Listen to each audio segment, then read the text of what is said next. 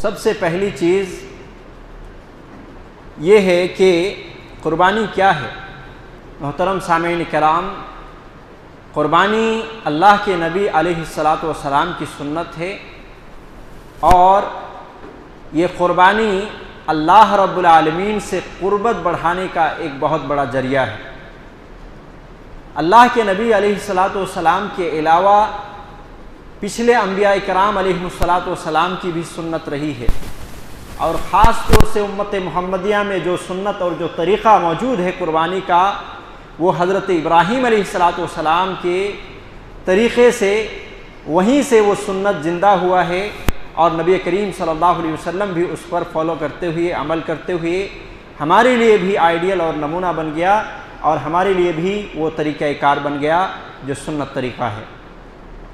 وگرنہ اگر تاریخ کا مطالعہ کیا جائے تو آدم علیہ الصلاۃ والسلام کے بیٹے حابیل اور قابیل کے زمانے میں بھی قربانی پیش کی گئی تھی، پچھلی امتوں میں بھی قربانی کا رواج رہا ہے، اور اللہ رب العالمین نے اس سنت کو رکھا ہے۔ قربانی ایک ایسی عبادت ہے کہ یہ ایک منفرد عبادت ہے،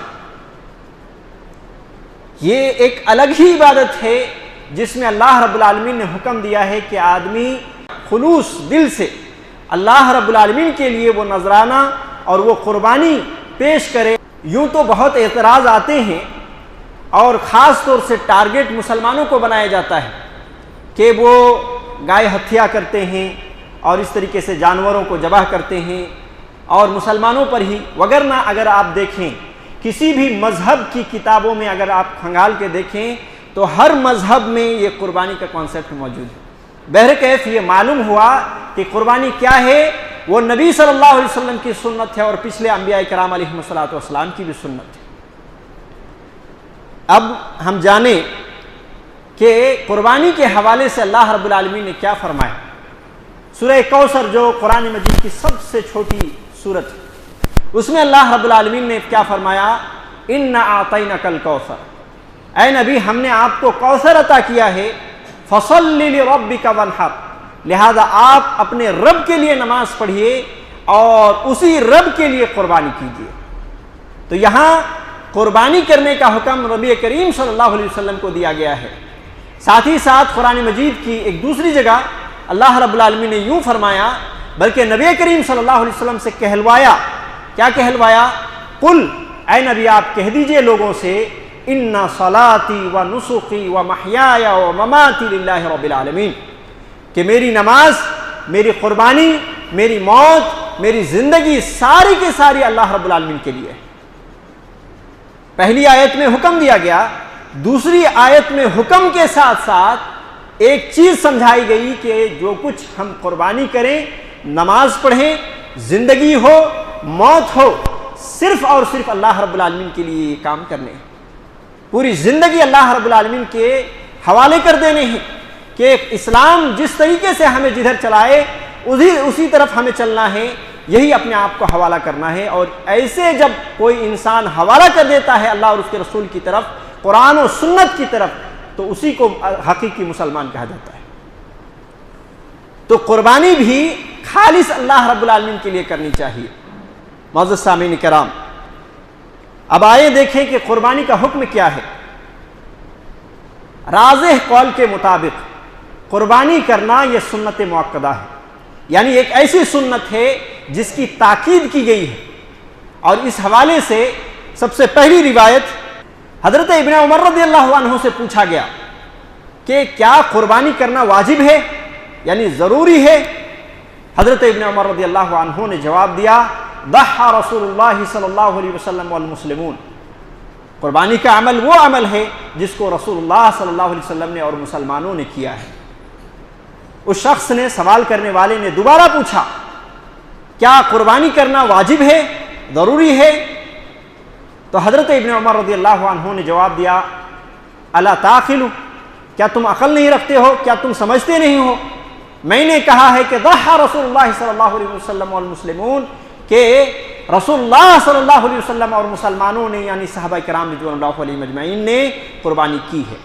لہذا اس حدیث میں کیا معلوم ہوا کہ نبی کریم صلی اللہ علیہ وسلم کی سنت ہے اور صحابہ کرام رضوان اللہ علیہم اجمعین کی سنت ہے۔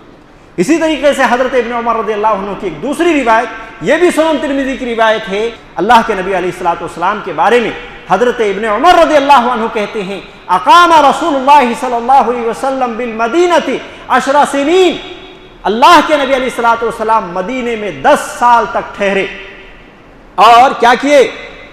یضحی کل سنۃ، اور ہر سال آپ صلی اللہ علیہ وسلم قربانی کرتے رہے۔ تو یہاں اس حدیث میں نبی کریم صلی اللہ علیہ وسلم کی سنت ثابت ہونے کے ساتھ ساتھ کیا معلوم ہوا کہ قربانی یہ حجاج کرام کے لیے خاص نہیں ہے۔ جو لوگ حج کرنے کے لیے جاتے ہیں، اور حج وہاں پہ ایک کام بڑا اہم کردار وہاں پہ یہ ہوتا ہے کہ وہاں قربانی کرنا پڑتا ہے، تو قربانی کرنا یہ صرف حاجیوں کے لیے خاص نہیں ہے بلکہ دنیا کے تمام لوگوں کے لیے یہ عام ہے۔ اللہ کے رسول صلی اللہ علیہ وسلم کیا ہر سال حج کرتے تھے؟ پوری زندگی میں نبی کریم صلی اللہ علیہ وسلم صرف ایک مرتبہ حج کیے، اور اسی کو حجۃ الوداع کہتے ہیں، اور عمرہ آپ صلی اللہ علیہ وسلم نے 4 مرتبہ کیا، عمرہ 4 مرتبہ، حج 1 مرتبہ، اور باقی جو 9 سال رہے آپ صلی اللہ علیہ وسلم کبھی مدینے میں ٹھہرے ہیں، کبھی سفر میں ہیں، اس کے باوجود سفر کی حالت میں بھی آپ صلی اللہ علیہ وسلم نے قربانی کی ہے، حضر کی حالت میں بھی آپ نے قربانی کی۔ لہذا یہ ایک ایسا عمل ہے کہ اللہ کے نبی علیہ الصلوۃ والسلام نے ہمیشہ اس پر عمل کیا ہے، یعنی آپ سفر میں ہیں تب بھی کیے ہیں، حضر میں ہیں، مدینے میں ٹھہرے ہوئے ہیں، اپنے گھر میں مقیم ہیں، اس کے باوجود آپ صلی اللہ علیہ وسلم نے قربانی کی ہے۔ تو یہ حاجیوں کے لیے خاص نہیں بلکہ پوری دنیا کے مسلمانوں کے لیے یہ عام حکم ہے، اور یہ سنت رسول ہے۔ تیسری روایت، اللہ کے نبی علیہ الصلوۃ والسلام نے اس موقع پر لوگوں سے خطاب کیا اور کہا کہ ایھا الناس، اے لوگو، ان علی کل اہل بیت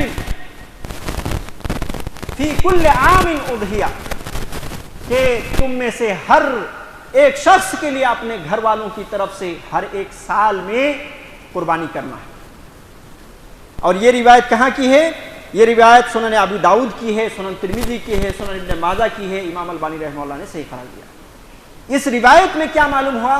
اس روایت میں نبی کریم صلی اللہ علیہ وسلم کا حکم معلوم ہوا کہ قولی حدیث سے نبی کریم صلی اللہ علیہ وسلم سے ثابت ہے کہ آپ صلی اللہ علیہ وسلم نے لوگوں کو یہ حکم دیا ہے، اور ساتھ ہی ساتھ اس بات کا حکم دیا ہے کہ آدمی اپنے پورے فیملی کی طرف سے، اپنے پورے گھر والوں کی طرف سے قربانی کرے۔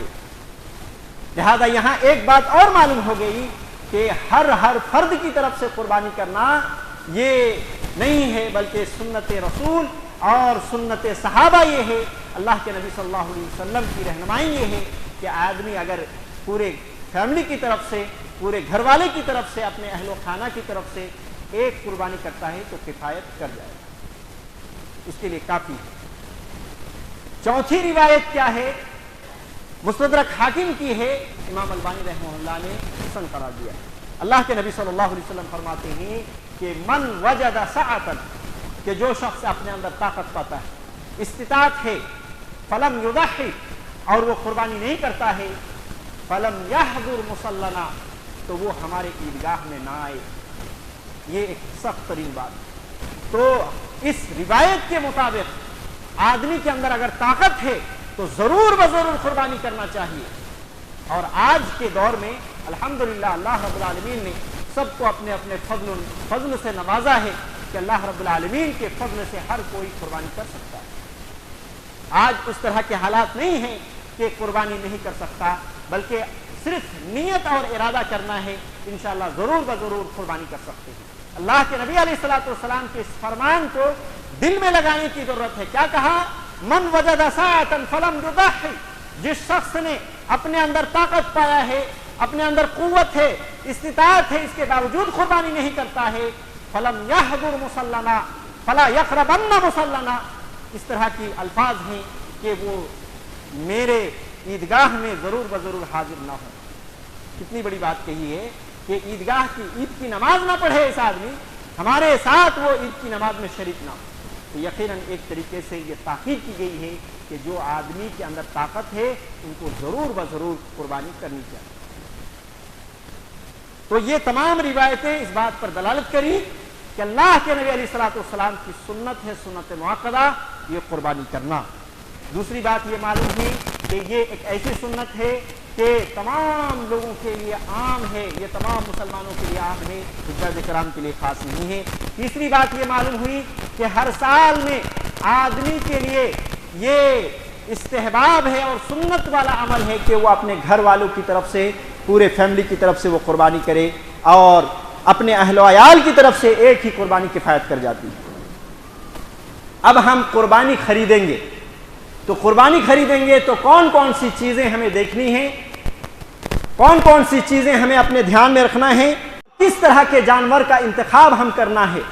معزز سامعین، اس تعلق سے 4 باتیں آپ ذہن میں رکھیں، 4 باتیں۔ پہلی بات یہ ہے کہ آپ جس جانور کو خریدیں گے وہ جانور وہ بہیمۃ الانعام میں ہونا چاہیے۔ پچھلی جو ایک آیت گزری جس میں اللہ رب العالمین نے کیا کہا، من بہیمۃ الانعام، تو یہاں بہیمۃ الانعام اللہ رب العالمین نے ذکر کیا ہے قربانی کے حوالے سے، لہذا معلوم ہوا کہ سب سے پہلی چیز ہمیں کیا کرنا ہے، بہیمۃ الانعام جانور ہمیں خریدنا ہے۔ بہیمۃ الانعام کون سا جانور ہے؟ 4 قسم کے جانور ہیں۔ اونٹ چاہے نر ہو یا مادہ، گائے چاہے وہ نر ہو یا مادہ ہے، اور اسی طریقے سے بکرا، بکری اور دمبا اور اس کے مادہ۔ تو یہ 4 قسم کے، گویا کہ 8 قسم کے ہو گئے، اس میں نر مادہ ساری چیزیں داخل ہیں۔ یہ 8 قسم کے جانوروں میں سے وہ جانور ہونے چاہیے جو ہم قربانی کریں گے۔ اس کے بعد ہمیں کیا چیز دیکھنا ہے؟ دوسری چیز دیکھنا ہے کہ جو جانور ہم قربانی کے لیے خرید رہے ہیں وہ خوبصورت ہونی چاہیے اور ساتھ ہی ساتھ موٹا، تازہ، فربا ہونا چاہیے۔ جی، اللہ کے نبی علیہ الصلوۃ والسلام کے تعلق سے آیا ہے، حضرت انس بن مالک رضی اللہ تعالیٰ عنہ حدیث کے راوی ہیں، کہتے ہیں ان النبی صلی اللہ علیہ وسلم ضحى بکبشین املحین، کہ اللہ کے نبی علیہ الصلوۃ والسلام نے 2 مینڈھے کی قربانی کی۔ کیسے مینڈھے؟ جو سینگوں والے تھے اور چت کپڑے تھے، یعنی کچھ جگہوں پر سفیدی ہے، کچھ جگہوں پر کالا ہے، اس طریقے سے جانور کا رنگ، تو اس میں خوبصورتی بڑھ جاتی ہے جانوروں کی۔ اسی طریقے سے یہ روایت جو تھی ابو داؤد کی روایت تھی، اور سنن ابن ماجہ کے اندر اتنا مزید اضافہ ہے، کیا ہے؟ عظیمین سمینین، کہ وہ جانور بڑے تھے اور اسی طریقے سے موٹے تھے۔ تو اسی لیے میں نے کہا کہ جانور کی دوسری چیز جب ہم خریدیں گے تو دوسری چیز کیا دیکھنا ہے کہ خوبصورت جانور ہو، بہیمۃ الانعام میں سے، اونٹ میں سے ہو، گائے میں سے ہو، یا یہ کہ جو ہے بکرا بکری میں سے ہو، یا یہ کہ بھیڑ اور دمبے میں سے ہو، وہ خوبصورت کے ساتھ ساتھ موٹے تازے بھی ہونے چاہیے۔ تیسری چیز ہمیں کیا دیکھنا ہے جانور کو خریدتے ہوئے؟ اس کی عمر دیکھنی ہے۔ صحیح مسلم کی روایت یہ بتاتی ہے کہ اس کی کم از کم عمر کتنی ہو؟ مسنہ ہونی چاہیے، 2 دانت ہونے چاہیے جانور کے۔ اللہ کے نبی علیہ الصلوۃ والسلام، حضرت جابر رضی اللہ عنہ کی روایت ہے، وہ بیان کرتے ہیں کہ رسول اللہ صلی اللہ علیہ وسلم نے فرمایا لا تذبحوا الا مسنہ، کہ تم دانتے ہوئے 2 دانت جب ہو جائے ایسے ہی جانور کو تم قربانی کرو۔ اور آپ کی معلومات کے لیے میں بتا دوں کہ چاہے وہ دمبا ہو، بھیڑ ہو، بکری ہو، 1 سال مکمل کرنے کے بعد ہی اکثر و بیشتر اس کے دانت ٹوٹتے ہیں۔ اور دانت کون سے ٹوٹتے ہیں؟ یہ آگے کے سامنے کے، یہ نیچے کی طرف کے 2 دانت جو دودھ والے دانت ہوتے ہیں، بچپن وہ جو سمجھے کہ پیدائشی دانت ہوتے ہیں، وہ باریک باریک ہوتے ہیں، اور پھر جب وہ ٹوٹتے ہیں 1 سال کے بعد تو ایسی صورت میں جب وہ نکلتے ہیں تو وہ کشادہ ہوتے ہیں، تھوڑے موٹے موٹے ہوتے ہیں، اس سے دیکھ کر کے آدمی پہچان لیتا ہے کہ ہاں یہ 2 دانت کا ہے۔ تو بھیڑ ہو یا یہ کہ بکری ہو، 1 سال کے بعد ہی اکثر و بیشتر اس کا وہی وقت ہے، 1 سال کے 1 مہینہ، 2 مہینہ، 3 مہینہ، 4 مہینہ گزر گیا تو اسی صورت میں اس کے دانت ٹوٹتے ہیں اور اس طریقے سے وہ 2 دانت کے ہو جاتے ہیں۔ گائے میں 2 سال مکمل کرنے کے بعد تیسرے سال میں جب پہنچتے ہیں تو ایسی صورت میں گائے ہو یا بیل ہو، اس کے دانت ٹوٹتے ہیں اور اس وقت وہ مسنہ ہوتا ہے۔ اور اونٹ میں 5 سال مکمل کرتے ہیں، اس کے بعد اس کے دانت ٹوٹتے ہیں اور وہ مسنہ بنتے ہیں۔ اللہ کے نبی علیہ الصلوۃ والسلام نے کیا فرمایا؟ لا تذبحوا الا مسنہ، کہ تم صرف اور صرف مسنہ جانور ہی کو قربانی کرو۔ اور آگے کیا کہا؟ الا ان یعصر علیکم، مگر یہ کہ تم پر تنگی ہو جائے کہ تم دو دانت والے جانور نہیں پا رہے ہو، یا یہ کہ جو ہے مل نہیں رہا ہے، اور اگر مل بھی رہا ہے تو اس طریقے سے وہ تمہارے پاس پیسے وغیرہ نہیں ہیں، تو اللہ کے رسول صلی اللہ علیہ وسلم نے ایک راستہ نکالا ہے، فتذبحوا جزعۃ من الضان، تو بھیڑ یا دمبا کہہ لیں، اس کے ایک سالہ بھیڑ جو ہوتا ہے ایک سالہ وہ چل جائے گا، اس کو تم ذبح کر لیں۔ بکرا بکری میں یہ یاد رکھ لیں کہ بکرا بکری میں ایک سال کے نہیں چلیں گے۔ سنن ابی داؤد کی روایت ہے، اللہ کے نبی علیہ الصلوۃ والسلام نے ایک صحابی رسول کو اسی طریقے سے تنگی میں آپ صلی اللہ علیہ وسلم نے اس کو اجازت دیا اور کہا کہ تمہارے لیے صرف یہ جائز ہے، اس کے بعد کسی کے لیے یہ جائز نہیں ہے کہ ایک سال کے بکرا ہو یا بکری ہو اس کو ذبح کیا جائے۔ ہاں بھیڑ ہو دمبا ہو تو اس کو ایک سال کے لیے تمام علماء کرام کے ہاں اتفاقی مسئلہ ہے، بلکہ کچھ علماء نے تو یہاں تک کہا ہے کہ اگر مجبوری نہ بھی ہو، بھیڑ ہو یا دمبا ہو، تو ایسی صورت میں ایک سال کا دمبا ایک سال کا بچڑا چل جائے گا۔ تو یہ بات ہے، اور وگرنہ یہ تینوں قسم کے جانوروں میں وہ مسنہ کا ہونا ضروری ہے، جس طریقے سے اللہ کے رسول صلی اللہ علیہ وسلم کی حدیث۔ اور چوتھی چیز، ہم قربانی کے جانور خریدنے جا رہے ہیں تو اسی صورت میں چوتھی چیز کا کیا خیال رکھنا ہے کہ وہ جانور بے عیب ہو، اس میں عیب نہ ہو۔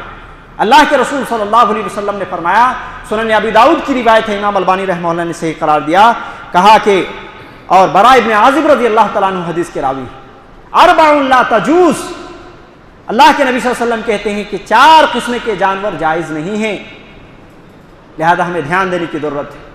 تو اللہ کے نبی علیہ الصلوۃ والسلام نے کہا کہ اربع لا تجوز، 4 قسم کے جانور جو ہے جائز نہیں ہیں، فی الاضاحی، قربانی کرنے میں، الاوراء بین اورها، اندھا جس جانور کے اندر اندھا پن ہو اور اندھا پن بھی ظاہر ہو، ایسے جانور قربانی میں نہیں چلیں گے۔ بھینگا پن ہے، اندھا پن ہے، تو ایسی صورت میں خریدنے والا خود اس کی آنکھ چیک کرے، آدمی دیکھے کہ کہیں وہ اندھا پن کا شکار تو نہیں، اگر ظاہری طور پر اندھا پن کا شکار ہے تو ایسی صورت میں ایسے عیب دار جانور قربانی میں نہیں چلیں گے۔ اللہ کے نبی صلی اللہ علیہ وسلم نے دوسری چیز کہا، کیا کہا؟ والمریضۃ بین مرضها، اور کیا جو مرض میں مبتلا ہے، جو بیماری میں مبتلا ہے، اور کس طریقے سے؟ جس کی بیماری واضح ہو، ظاہر ہو، دیکھتے ہی آدمی پہچان لیتا ہے کہ یہ بیماری کا شکار ہے، تو ایسے جانور بھی نہیں چلیں گے قربانی میں۔ تیسرے قسم کے کون سے جانور نہیں چلیں گے؟ والارضاء بین ضلعها، اللہ کے نبی صلی اللہ علیہ وسلم کہتے ہیں کہ لنگڑا پن جس کا ظاہر ہو، جس جانور کا اس کے پاؤں ٹوٹ گئے ہیں، لنگڑا پن جو ہے چلتے ہوئے دکھ رہا ہے کہ وہ لنگڑا پن ہے، تو ایسی صورت میں وہ جانور نہیں چلیں گے، یہ بھی عیب میں شامل ہے۔ اور چوتھی چیز اللہ کے نبی صلی اللہ علیہ وسلم نے کہا، والکثیر التی لا تنقی، ایسے جانور جس کے جسم کے اندر گوشت پوشت نہ ہو، ہڈیوں کا ڈھانچہ بنا ہوا ہے، خوب دبلا پتلا ہے، لاغر قسم کا ہے، اس طرح کے جانور بھی قربانی میں نہیں چلیں گے۔ اور مزید حدیث رسول سے 2 اور بات معلوم ہوتی ہے، وہ یہ ہے کہ سینگ کا ٹوٹا ہوا نہ ہو، اور کان کا چھید کیا ہوا، یا یہ کہ کان کا پھاڑا ہوا، کان میں سوراخ کیا ہوا، اس طرح کے جانور نہ ہو۔ تو گویا کہ یہ 6 قسم کے جانور نہیں چلیں گے۔ اس کے علاوہ آپ کو عمدہ سے عمدہ جانور آپ کو خریدنا ہے۔ یہاں پر غور کرنے کی بات یہ ہے میرے بھائیوں کہ اللہ رب العالمین نے یا رسول اللہ صلی اللہ علیہ وسلم نے یہ رہنمائی کی ہے کہ وہی قربانی اللہ رب العالمین کے یہاں قابل قبول ہوگا جو عیب دار نہ ہو۔ جو انسان قربانی کر رہا ہے وہ عیب سے بھرا ہوا ہے، تو کیا ایسے شخص کی قربانی قبول ہوگی؟ کیا ایسے شخص کی قربانی قبول ہوگی؟ آدمی دیکھ لیا ساری چیزیں قربانی میں، ساری چیزیں اچھی کوالٹی کے انہوں نے خرید لیا، قربانی کے جو بھی جانور ہیں، لیکن اس کے اندر ساری کی ساری عیب بھرے پڑے ہیں، نہ اخلاص ہے، نہ للہیت ہے، نہ اللہ رب العالمین کے دربار میں جھکنے کی اس کو عادت ہے، نماز کی پابندی ہے، اور نہ اس طرح کی کوئی چیز ہے، تو تو آپ یہ بتائیے کہ جو جانور عیبدار ہو وہ قبول نہیں، تو جس انسان نے خود عیبدار بن کر کے ایسے جانوروں کی قربانی کر رہا ہے تو کیا وہ قبول ہو سکتا ہے؟ لہذا ضرورت اس بات کی ہے کہ ہم خود کو خالص بنائیں، ہم اپنے ارادے اور نیت کو سب سے پہلے اچھا بنائیں، اور اسی طریقے سے اپنے اعمال کا جائزہ لیں اور اپنے اعمال کو اچھا کریں، اپنے کردار کو اچھا کریں، اس کے بعد قربانی کریں۔ انشاءاللہ العزیز یہ ایک عظیم نیکی ہے۔ انشاءاللہ مزید باتیں آئیں گی، حدیث سے آئیں گی، جس میں یہ بتایا گیا ہے کہ قربانی کرنے کے دن میں سب سے عظیم ترین نیکی وہی قربانی ہے۔ اللہ رب العالمین کے یہاں جانور کو ذبح کرنا ہے اور خون بہانا ہے۔